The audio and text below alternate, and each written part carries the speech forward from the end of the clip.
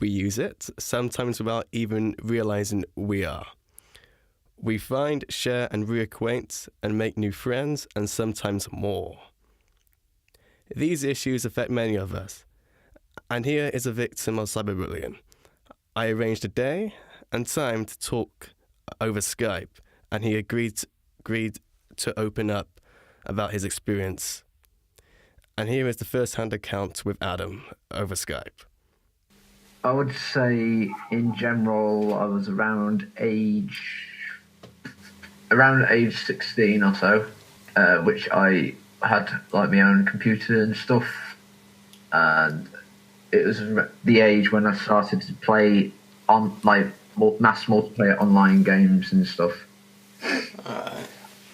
And with that, obviously, you can make friends and stuff, but there's a certain particular person who befriended me in quotations and got to more onto a personal level in the sense of wanting to know more about myself and whatnot. So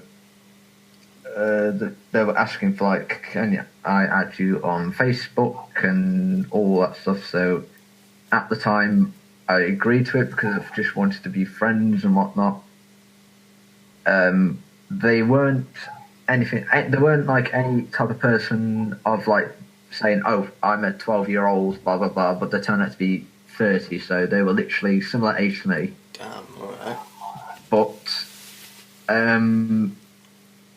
maybe past like 1 year knowing them and stuff, there was a particular time in the year that asked types of questions which I weren't very comfortable like answering, because they started to ask stuff like where my actual address was. They wanted to know things like my daily life schedule and all sorts of different things. So I started to like ask them why they wanted to know it, and kind of refused to tell them about it, which they, I wouldn't say act, but I would kind of say guilt tripped me into mentioning one, which wasn't my address, but I mentioned about what I did, where I was most of the time.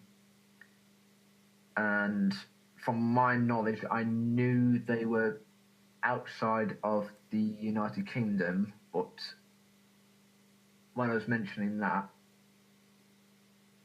maybe 2 weeks after that, they messaged me saying, I saw you at such and such place, and that freaked me out because I questioned them about it, saying, what do you mean you saw me today? And they said, I was at this location and I saw you there, which kind of put alarm bells on my head to say that there's something. I even messaged the person on Facebook to say to leave me alone and all this stuff. And from then I didn't see or hear or anything from them on Facebook or online or anything. So they went completely disappeared. But me knowing I said a certain piece of information, which is not 100% personal information, just a small piece of information, it went to being an online thing to a serious matter in being physical risks, so to speak.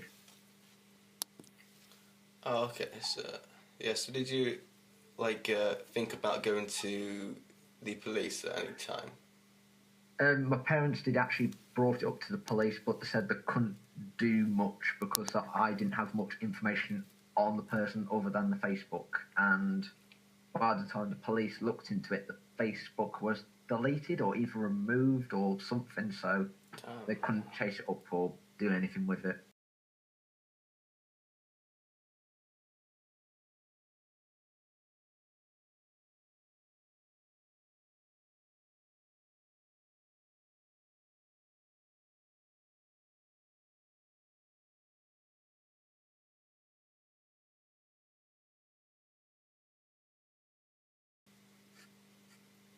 Wow. Okay. So did that like create a paranoia, or It did for a while. I literally, some of the friends I was with, still friends I'm now with, I kind of blocked them out for a while in the terms of like saying when they were asking me how I was and stuff, I like kind of refused to talk to them. And then after probably 4 months, I started to open talk to them again and explain why I wasn't talking to them and stuff. And from then on, I've been like thinking of being quite careful what I say. And it even changed because my Facebook used to be semi-public, like for friends of friends, but now I've put my settings as it is to private or close friends or whatnot. So only people I know can see what they see, and people on the public can't see what on my page or know certain information like saying where I live and all that stuff on it.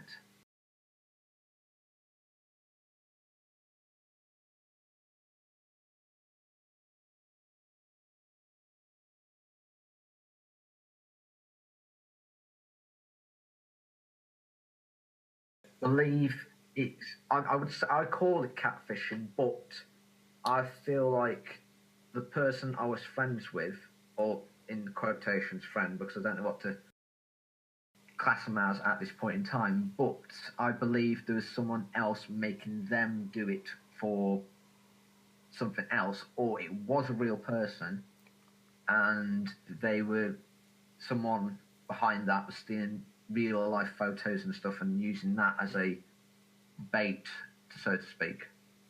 Adam is but one of the many thousands that suffer from this virtual abuse, where you cannot see or know who it is on the other side, but sometimes you do know, and this can lead to both virtual and physical abuse. Well, people call me names all over Facebook Messenger, so yeah, I went off it for a while then. And what type of names were these? Well, there were names that like Shake and things like that. So would you say that made you like uncomfortable to go outside?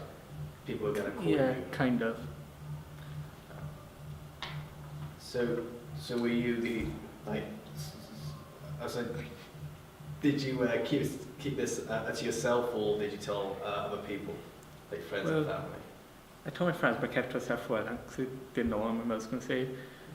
And she found out then after a while, and she went into school and talked to one of the teachers. So would you say that made things better or worse? well, it did make things a bit better because the teacher spoke to both of us, and then I didn't see him much after that. Then. So you two are like not talking, but you two are fine. Yeah, like, nothing kind else of, yeah. So how many people? So was it just one person who was doing this, or was it a group of people? It's just one person, really. Just one person. And why would you think that would be?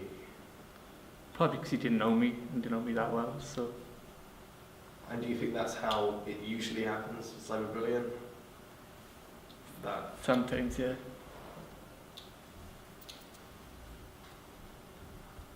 So do you believe that it's avoidable? Do you think people who are cyberbullied can actually avoid it now? Is it like easily avoidable? A little bit, no, I'm not sure.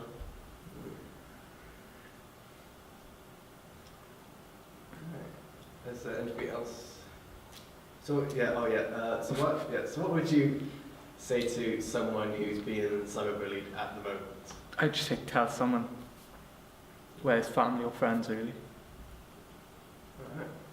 Cool, thank you, Liz. Right.